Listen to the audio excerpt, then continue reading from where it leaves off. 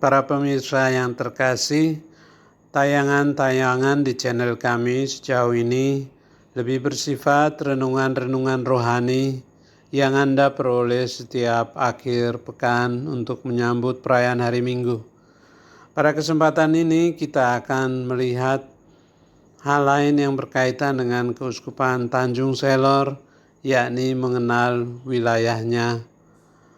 Anda juga dapat menyaksikan katedralnya dan peta wilayah itu secara keseluruhan. Kami mengajak Anda semua, baik yang berasal dari Keuskupan Tanjung Selor maupun yang berasal dari daerah-daerah dan keuskupan lain untuk menyaksikannya. Para pemirsa yang terkasih dimanapun Anda berada, pada kesempatan ini kami ingin memperkenalkan Keuskupan Tanjung Selor. Di dalam pembicaraan di media sosial seringkali ada rekan-rekan, ada sahabat-sahabat dari daerah lain yang selalu bertanya, di manakah Keuskupan Tanjung Selor? Lalu kita selalu mengatakan Keuskupan Tanjung Selor itu ada di Kalimantan Utara. Lalu mengatakan kalau begitu disingkat Kalut. Saya mengatakan keliru.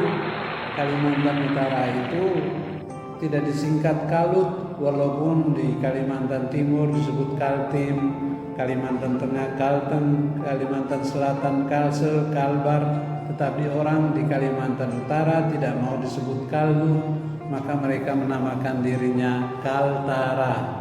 Anda bisa melihat di Google, ada tulisan Kaltara, pasti muncul peta Kalimantan Utara.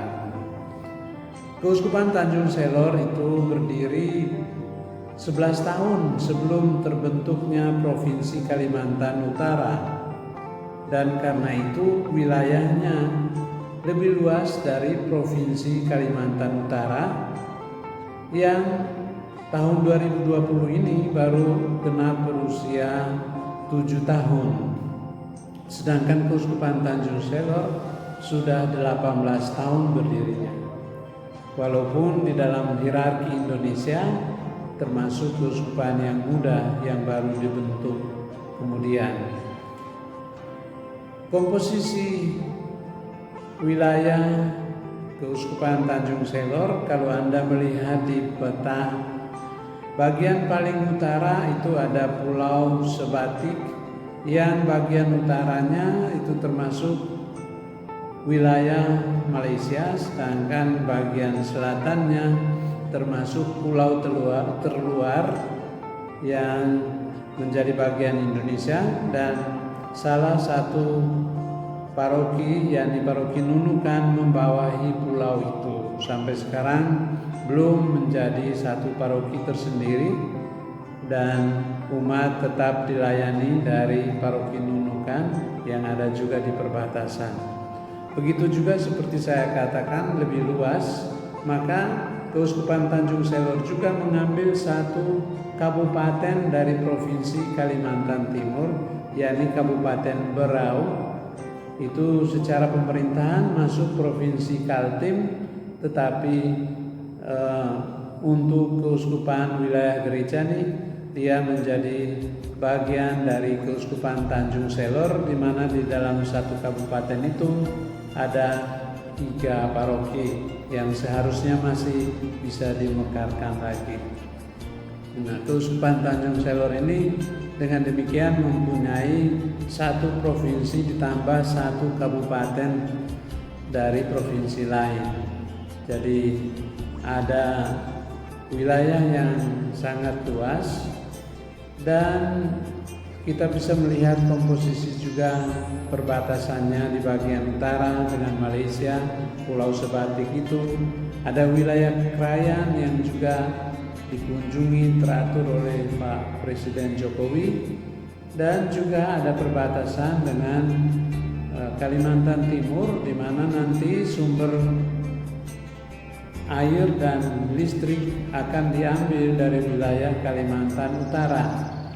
karena sangat berdekatan dengan calon ibu kota negara yang baru di Kalimantan Timur.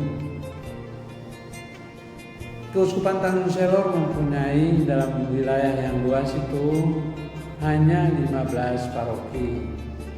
Yang terbentang di utara itu tadi dari daerah Nunukan, dan bagian paling selatan adalah paroki Dumari.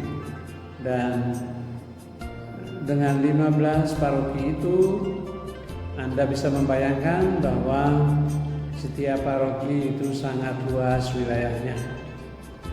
Katedral sendiri misalnya mempunyai 12 lingkungan, dan masing-masing lingkungan itu sangat, ada yang 1 kilometer dari katedral dan ada yang 100 kilometer dari katedral itu sendiri. Begitu juga daerah-daerah yang luas seperti Paroki Mansalong dan juga Apokayan itu sangat luas, dan ke depan nanti memerlukan pemekaran lebih lanjut. Dan pengembangan gereja Katolik di Tanjung Selor hanya terjadi secara bertahap dan perlahan-lahan, karena umat yang tadi jaraknya sangat jarang dan jauh, dan karena itu diperlukan kesabaran dan juga strategi-strategi misioner untuk dapat melayani umat dengan sebaik-baiknya. Sejauh ini semua jalan yang ada di daratan Kalimantan ini bisa ditempuh dengan kendaraan jalan darat, walaupun sekarang juga ada wilayah-wilayah tertentu yang hanya dengan mudah dapat dilayani melalui jalan air, dan bahkan misalnya wilayah Apokayan itu hanya bisa dijangkau dengan pesawat, baik dari Tanjung Selor, dari Malinau, ataupun dari Tarakan, dan sebagian juga pesawat dari wilayah terutama dari Samarinda. Itulah situasi di Kalimantan Utara atau Kaltara dan Keuskupan Tanjung Selor. Dengan memperhatikan peta yang ada itu, Anda bisa membayangkan di mana letak Kalimantan Utara. Semoga penjelasan singkat ini bisa memberi pencerahan di mana kami berada. Terima kasih, Tuhan memberkati.